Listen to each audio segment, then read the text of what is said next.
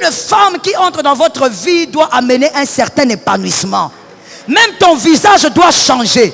Toi, tu t'es marié dernièrement, on t'a béni ici. Maintenant, regarde le visage que tu as. Tu es comme un homme de 50 ans alors que tu as 30 ans.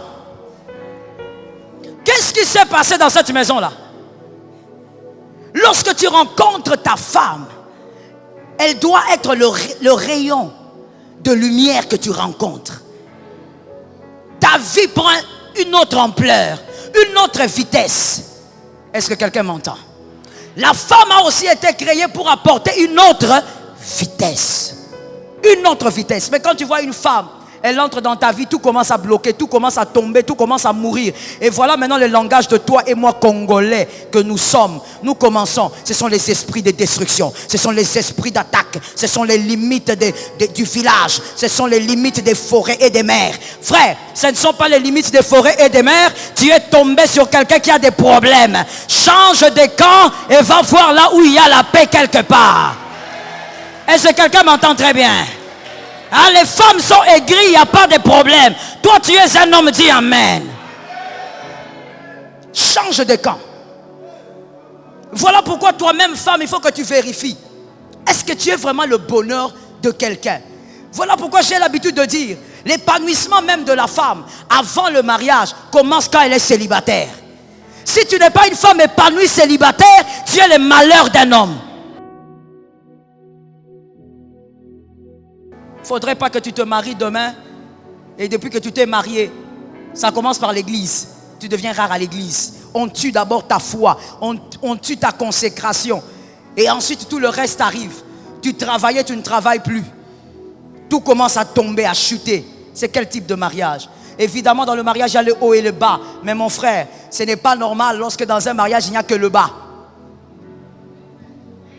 Est-ce que quelqu'un m'entend? Est-ce que je peux expliquer selon la nature? Je peux expliquer. L'être humain tel que tu es là, tu as la tête, tu as aussi les pieds. Tu n'as pas que les pieds. C'est-à-dire, il y a le bas, il y a le haut. Tu es composé comme ton corps est composé. Il y a la tête, il y a les pieds. Les pieds touchent le sol, mais la tête ne touche pas le sol. Ce n'est pas normal que ton couple soit toujours en bas. Depuis que vous avez commencé, vous êtes toujours en bas. Vous avez des choses à régler. Suivez l'enseignement et vous allez le régler. Je suis d'accord avec toi. Le couple doit s'épanouir dans quelle dimension? Le couple doit s'épanouir spirituellement. Le couple doit s'épanouir financièrement. Le couple doit s'épanouir sentimentalement, émotionnellement et même sexuellement. Dans toutes ces dimensions, le couple doit s'épanouir. C'est-à-dire, tu dois vraiment vivre ce qu'Adam a vécu. Tu rencontres une personne et tu sens que ta vie est en train d'être arrosée. Ta vie est en train d'être arrosée. Oh Lord.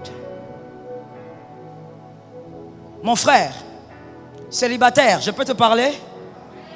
Est-ce que je peux m'adresser à toi? Je dis ceci.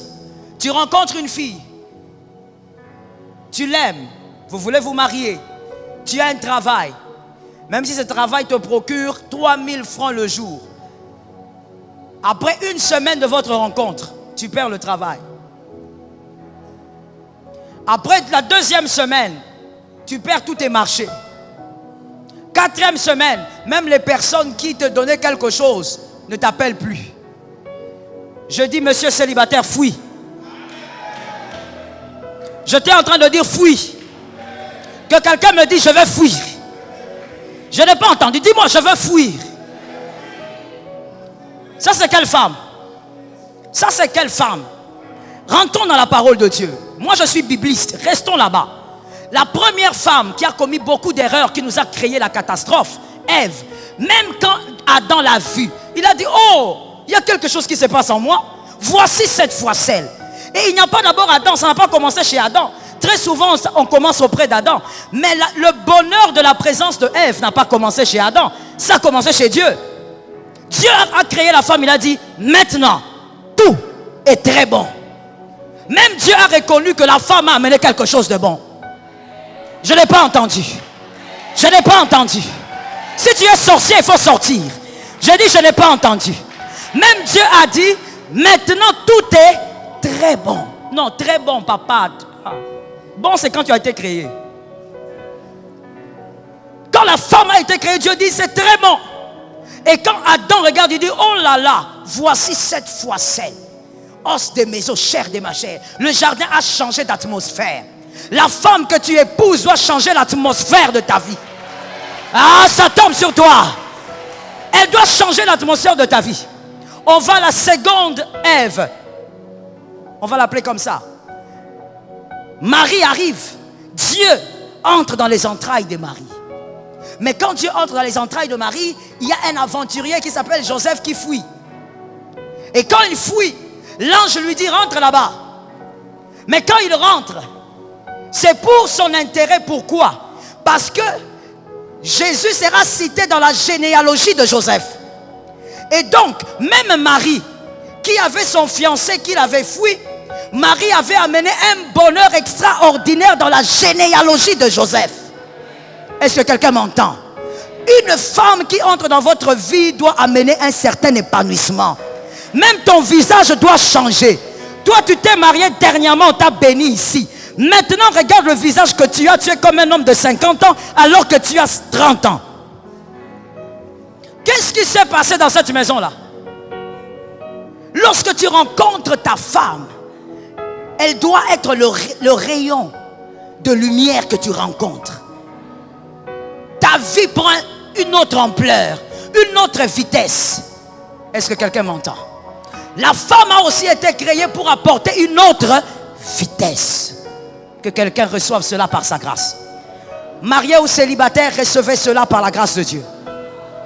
Une autre vitesse. Mais quand tu vois une femme, elle entre dans ta vie, tout commence à bloquer, tout commence à tomber, tout commence à mourir. Et voilà maintenant le langage de toi et moi, Congolais, que nous sommes. Nous commençons. Ce sont les esprits de destruction. Ce sont les esprits d'attaque. Ce sont les limites du village. Ce sont les limites des forêts et des mers. Frère, ce ne sont pas les limites des forêts et des mers. Tu es tombé sur quelqu'un qui a des problèmes. Change de camp et va voir là où il y a la paix quelque part.